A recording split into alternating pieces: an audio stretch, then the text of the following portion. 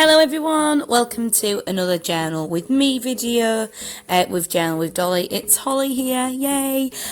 So today I am doing this page for you.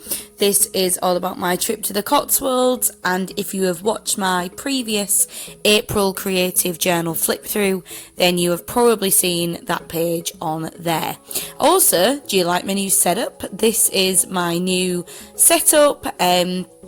So if you think it's a little bit better than what it was before with my other Journal with me videos, then please let me know, because now it's obviously a lot more of a bird's eye view. So let me know if you like that. So for this video, I asked you for questions that you want me to answer on this video via Instagram. So if you don't follow me on Instagram, go and check me out over there. It's the same at Journal with Dolly. It's the same as on here. But we have a lot of fun over there. You have a lot of influence on my videos, so go and have a check it out. So what I'm going to do, I'm going to get straight to it and answer some of your questions that you wanted to know. So the first one that I got asked is, what kinds of things do you like to collect to stick in your journal? Honestly, absolutely anything. I am more than happy to put absolute crap in that journal that most people would just throw out. My boyfriend is now very accustomed to when we go out. It's really funny. We'll go out somewhere and he'll pick up like a menu, or he'll pick up like, I don't know, like rip off the paper that like food comes on, or he will pick up leaflets and all sorts of stuff, and he'll be like, for your ephemera, for your journal. So even Will now knows to to pick stuff up. So I honestly put everything in. So in the creative journal, it's more things which maybe are a little bit more fancy, so like labels of things, and postcards, receipts, and things like that, which are going to sort of make me remember whatever I was doing. In my Furniture, it is much more minimal, because I like to keep it quite flat. So the things that I'd put in there are things like that I get from work, which usually I'd throw away, or maybe if I've dyed my hair, I'll put in the colour swatch off the packet, or food packaging, all kinds of stuff like that. There's some of the things that I put in my Furniture, but basically, yeah, put everything and anything in there as long as it's relevant to what I'm talking about. I'm not one of these people that puts in stuff from your day if it doesn't apply to the day. I like to keep all my ephemera to do with the day, but then my extra ephemera like die cut stamps, you know, cutouts of magazines, things like that, they can be of anything just to make the page look a little bit nicer. The next question that I got was, can we be journal buddies? Yeah, of course we can. Absolutely cool to be a journal buddy if you want. If you want that to be in terms of having a chat on YouTube or Facebook or Instagram, I am more than happy to have a chat with you about anything. If you want to send me any happy mail, that's also fine. All you need to do is give me a ring. Not a ring, who am I? All you need to do is give me a message on Instagram, that's better, and we will have a chat about that. I am calming down a little bit now on what was I going to say?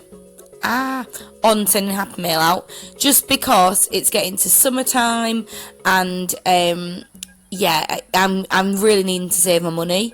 And quite honestly, if I'm sending stuff across the pond over to America and all that kind of thing, it really does get quite expensive for me. And I'm one of them people where I have to I really do have to send stuff back. I don't like, you know, people send me stuff and they say, you don't have to send anything back, and I feel really bad, so I always do. So it is getting a little bit pricey. So if I say no to you recently for don't send me happy mail, it's not that I don't want you to. It's just that I always feel really obliged and I want to send something back, but I really do have to be careful with my money at the moment. But yeah, sorry it's a bit boring and serious, but that is adulthood, sadly. The next question that I got asked, good places for inexpensive art supplies. I am going to have a full video on this. a full different video to sort of go through places that I get my art stuff from, because I don't spend a lot of money on art stuff. I do, but I spend it in cheap amounts, if that makes sense. So yeah, I might spend 50 quid a month on art stuff, but I'll get a lot for my money for that. I'm not going to just spend 50 quid on some Posca markers and that's it.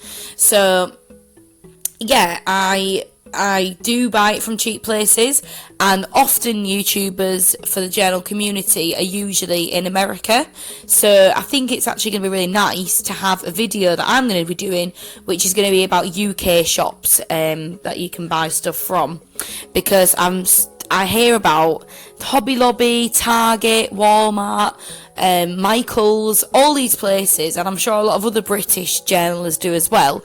We don't know what those things are. Like, I don't know what Michael's is. I don't know what, I can guess what they are, but I don't know what they are.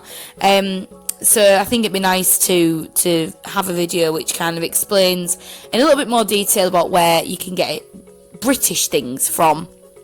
And that kind of stuff. So just very briefly to answer that question, if you don't want to watch that video, I get most of my art supplies from Home Sense, which is like TK Maxx, but it's just home stuff, but they have a big art section. And I also get a lot of stuff from The Works, which I mentioned in another video, which is like an art stationery toy bookshop kind of thing. It sells loads of different things. And I also get quite a lot from supermarkets. So like Walmart, obviously Asda is the English version of Walmart. It's owned by Walmart, so I get a lot of stuff from like Asda and Sainsbury's, Morrison's, Tesco for magazines and other stationery items, stamps and things like that. And also Hobbycraft when they have a sale on. Go to Hobbycraft when they have a sale on, and I promise you that you will get some deals, especially in the clearance section, because they mark stuff down just for things being battered. Like, I got a massive pack of Project Life cards. I think it was £4, and I got 100 Project Life cards. It was meant to be literally like 18 quid. So they took £14 off just because the box was a bit wrecked, but inside absolutely fine. So yeah, I would suggest Hobbycraft for the markdown section. It's pretty good there. My next question: when / what age did I start to enjoy my artistic talents? Well, I don't know. Like, I don't count journaling as such as an artistic talent. I really don't, to be honest. I mean, what I'm doing right now, I know it might look quite arty, but all I'm really doing is just sticking stickers down. That's all I'm doing. Like, I'm sticking a bit of washi tape down, and thankfully I can make the page look nice. So I guess that is a bit of a talent, but if you put your mind to it, I promise you anyone can do what I do. I just stick stickers on. I don't do any drawing or anything like that. I can draw a little bit, but I can mainly draw weird cartoons and little characters and I don't know, like things like that. My sister, on the other hand, and my mum and my late granddad, they were all proper artists in the fact that they can all properly draw and do stuff. So yeah. I don't know. I don't count it as an artistic talent, really. I'd see it more as a crafty hobby. But I've always been interested in art. I've always been interested in all art, actually. Music. I sing, for people that don't know. I do sing musical theatre songs and stuff like that. And I also love drama. Obviously, I've got a degree in drama. And all those kind of things. I love art. So yeah, I don't know. I've always loved it. That's my main question. That's my main answer to that question. I've always loved doing it. When I was little as well, I used to have a craft room in my nana and granddad's house. Their attic made it into our playroom, and I used to just spend hours and hours and hours just sticking and gluing and cutting things up and making books and all sorts of things. So I've always been very crafty. Yeah, I count myself as crafty, not arty. I think there's a bit of a difference. And the last question that I got asked, which will fill up the next 6 minutes, I know, is favourite YouTubers, or who inspire me on YouTube. Well, there's quite a lot of you, I'm not going to lie. So I've got 5, which I'm going to tell you a little bit about. Then I've got a few which I'm just going to basically do a shout out to. because I love them, but I just don't have time. And then I'm going to tell you my favourites who are not journal YouTubers. So, number 1, love Lynn's Life. This is not in order, by the way. It's just, they're just all, I love them all. But love Lynn's Life. If you don't know her, she's a German YouTuber. She's amazing. She's got a Patreon. She's got an Etsy shop. She makes her own stuff. Honestly, she's absolutely lovely girl, and I've talked to her quite a bit on Instagram as well. She's really great. Her style is very, very similar to mine in terms of that we use everything up. We use a lot of scraps, we use a lot of stickers, washi tape, things like that. Absolutely love Lynn's Life. Her videos are very chilled out as well, so if you've had a bad day, go and watch her videos because they really do calm the senses. So yeah, I would definitely suggest Love Lynn's Life. Next, Never Hopeless by Elizabeth. Absolutely love her. You've heard me talk about it before. Again, we talk on Facebook quite a bit, commenting on each other's pictures and things. She's great. She's the one that kind of I first heard about a Fur-Benici. Love Lynn's Life is who inspired me to make my Fur-Benici the way that I do it, but without Never Hopeless by Elizabeth, I won't really know what a Fur-Benici is. So she's the one to thank for that, and she does a lot of sort of rambly videos where she talks like this for quite a long time, and I like that. So yeah, they're great to watch. Jackie Q, she is the admin to one of the journaling groups that I'm in. She's also brilliant, so go check her out. She does a lot of December Daily, junk journal stuff, that kind of thing. Megan's Diary, amazing. I've talked to her as well. I've got her on Facebook. I love that girl. She is an American lady, I believe, and she's into sort of vintage and kind of sort of a lot of writing consciously, subconscious. Oh, what's the word? I can't think. Kind of morning pages where you just write and write and write. I'm not really like that. I like to decorate more than write, unfortunately. So if you want to get into sort of writing and stuff like that, go and check her out. Her pages are also really, really cute. And the last one I'm going to talk to a little bit about is Lindsay Cabber. So Lindsay is again an American lady. She is lovely. Again, she does really, really good journal with me videos. So if you're doing journaling and you want to have something on in the background to listen to, then Lindsay's a really good one. She does story time and stuff like that, and she does a lot of washi tape work and a lot of magazine cutouts as well. So there's some of my favourite YouTubers.